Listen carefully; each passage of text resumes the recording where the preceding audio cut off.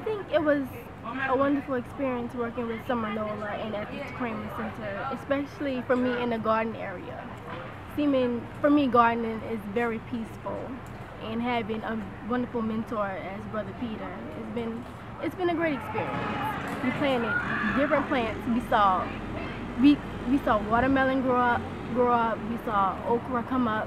That's what's behind me, and it was just wonderful. It's peaceful, and it's very great. You get to interact with people your age.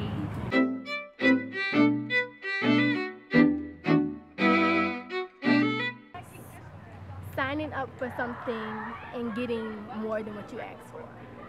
I signed up to come here and garden, with the perks of having some income, and then getting out friendship, brotherhood, and you get a good incentive as in being paid.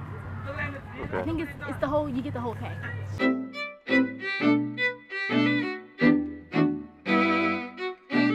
Yes, I wrote some poetry. I've always written, but this brought out a different side of me. I wrote 2 new poems being here, and I think poetry was a great perk.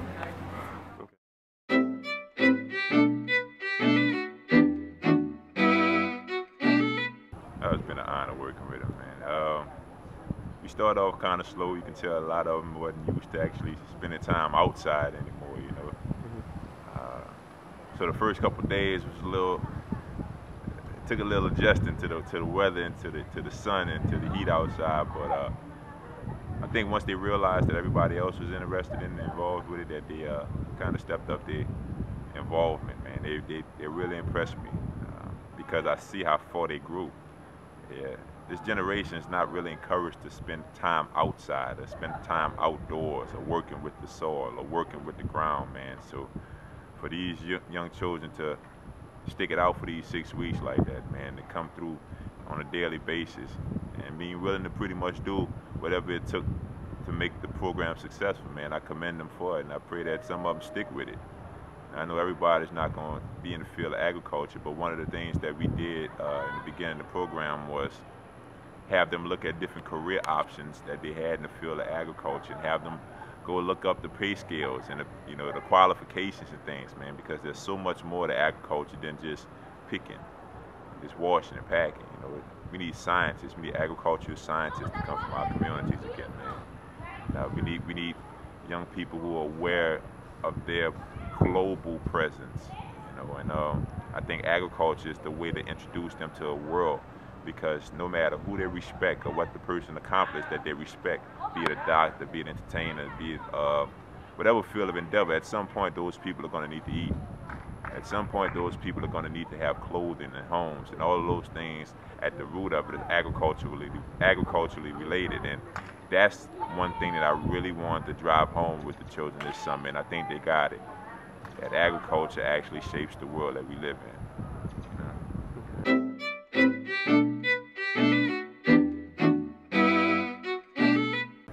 Well, one of the things I like to see that we'll remember is getting the eggs from the hens. That was a real exciting thing for the children to witness. But I think a lot of them, once again, hadn't seen that happen before. They never went in the yard actually and picked the eggs out, from the hens, and the hen that laid the egg, and going through the whole cycle, man, because we were able to harvest eggs, but at the same time, we had an incident with one of the hens that a predator got in the yard while they were out and actually killed one of the hens, man. And to take that whole span of life from the egg, which is the beginning of life for the hens, all the way to a part where the hen lost her life, I think for the children to see that, it showed them the delicacy of life and the responsibility that we as humans have to govern life on this planet. And the highlight is that to see the productivity of the watermelon patch, man, and to see how the seed that we planted in the ground can actually, with a little patience, a little nurturing, a little compassion, can actually give back to us. And that's what I think we really enjoyed about the whole process, man, is to see that if you take care of the seed, then that seed would in turn grow to take care of you. You know, and just seeing that, man, seeing stuff grow out of the ground, you know, seeing stuff that we were responsible for touching and see that we were responsible for nurturing and caring for, play out its full course or run its whole course, man.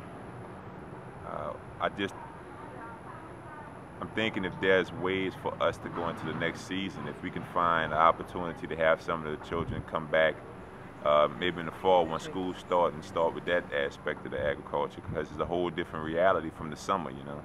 So if there's any way that anybody out there can find funding for programs that involves children in agriculture, I think it'll be a well-deserved and well-appreciated endeavor, because of the children's willingness to learn, to use hands-on opportunities to learn and improve their character, their sense of discipline, their sense of cooperation and working together.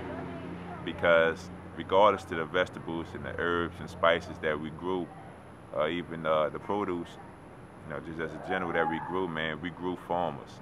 You know, we grew inside the minds of these young children opportunities that I think with the proper nourishment, the right water, the right foods and things, gonna grow into blossom and into some beautiful, bright ideas, man.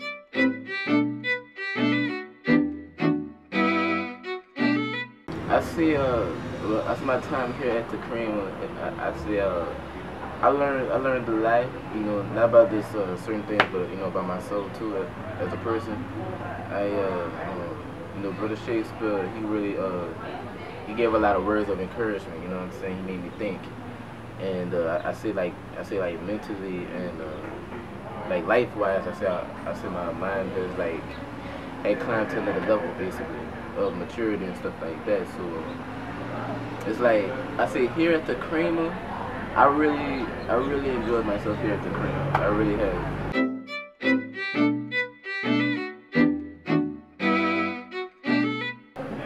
I would say the best moment for me when being here is when the urban bushwoman institution had visited and did their show here. You know, it's like ever since we done that show, we done that little program at the Alice Marcellus Music Center. I have to say that that kind of really opened my mind to like new heights, and made me want to be more active and do more, you know, more positive stuff, you know, more shows and stuff. And I said I've taken that inspiration from what Brother Shakespeare and Brother Peter, you know, talked to me about at the center. They really gave me that drive to really want to like, you know, put myself in like a more positive situation, you know, not just being here at Tekrema, but you know, just exposing myself to new things. I teach creative writing and poetry for the summer program at the Tekrema Center. Working with some of the youth. The age has been ranging from 14 to 19. Kids had a choice as to if they wanted to do writing and poetry, if they wanted to do dance, or if they wanted to do agriculture. And so I would say I had about 8 or 9 students at a max, and I would say at least a good, you know, 7 or 8 been consistent with coming out. I would say, yeah, I didn't have to teach them as much as I teach the kids around the general area as to, you know, how to write stanzas and teach them about the terminology of poetry, you know, as far as like metaphors and similes and personification, hyperbole, alliteration, you know, all that good stuff, man. Like, you know, because they hear it all the time, or they heard it in school before, but just kind of reinforcing that form. As far as their writing style and them being creative, they all had their own unique style, so I didn't have to break that down, because I have a few methods to teach kids that never ever have written a poem before. And so at the end of the day, when you know, you have kids that have their own creative style, you have less work to do. All you have to do is just keep them positive, you know, give them some good influence, some good insight, you know, try to recite a few poems so they could get it from that perspective, you know, let them see some of the documentaries and some of the films and stuff that I was in and the success that I had with it. you know, have a few more things planned that they could get to actually read like my bio and see how much you can do as far as writing is concerned, the different jobs. You know, they got many opportunities as writers, as far as writers are concerned. You know, you got all these filmmakers and movies that they filming out in New Orleans. They need writers, you know, for it, you know, and all across the nation, man, they need writers, you know what I mean? We need people to tell the story. And so the deal is that you just remind them, give them the information as to our culture, where we come from, and what's it all about. And at the end of the day, you want them to be able to carry the torch, because like when I'm no longer here, you want to have seeds that you plant to be the ones to maybe tell the stories, others to tell the story, you know, about our people and where we come from. We can't have other people telling our story if they don't know what it's all about or what we've been through or where we come from. Like, you know, just imagine, like, you know, other people telling our story and us not telling it for ourselves. That's not a good thing. Then we're gonna have his story again versus history, you know what I mean? And so we still working and moving forward, man. But it's been a delight to work with the different kids from around the city. You know, a lot of my time I spend in Jefferson Parish working at all the different schools and thousands of kids, and in St. Bernard Parish where I live, and you know, I go and speak at different schools in the New Orleans area for like Black History Month, and people invite me to the different schools. But you know, I love working out here, and we in the 9th Ward. I grew up in this area only a couple of blocks away, long time ago. So you know, to be able to come back and encourage, I always said I wanted to, you know, give back to the community, you know, and in a sense I give my talent, you know, and what I shared, you know, what I shared with the youth, you know, is something, you know, that was always in me to want to, you know, be here and be in the thick of it and be in the struggle and help the youth and help them to maintain and give them some more positive outlooks in life, you know what I mean? And I think it was a success. You know, the kids got a lot of respect for us. They, you know, they got some more work they need to, you know, get done, you know, and to move forward. And it's just been a great experience, man. And I think they got something out of it.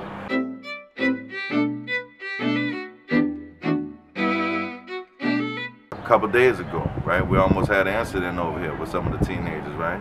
And because before that we was talking about how to deal with conflict and how to resolve conflict, you know what I mean?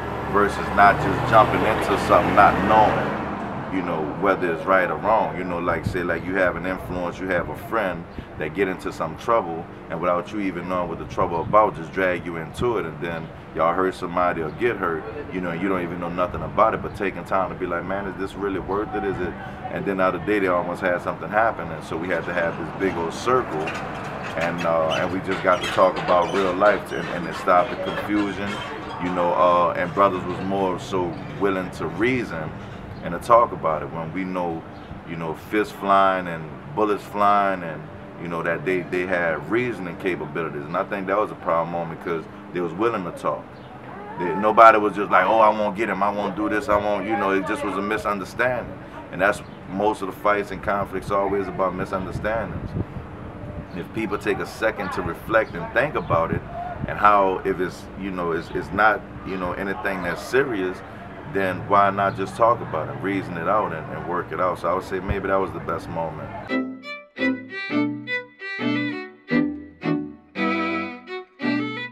It was fun. Like when we were practicing up here, the children, they weren't really listening, but they were 5, and she's a strong woman. She knows how to control them.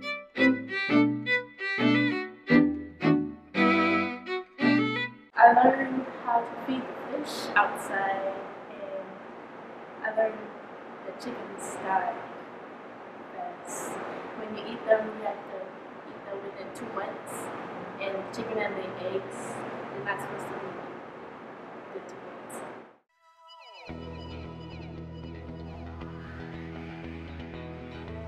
The mission of Tekrema Center for Art and Culture is the maintenance, development, and perseverance of African and African diasporic art and culture.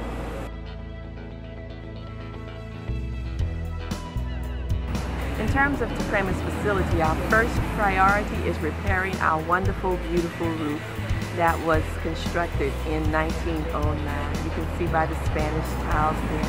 We have serious leak problems, And in spite of those leaks, people attend class relentlessly and they attend programs. But we know we want to raise the level and be able to offer our art in excellence as the programming years. The second thing we'd like to do is, besides the immediate repairs to the existing structure, is to build a second facility where it's a state-of-the-art facility for dance and visual arts classes.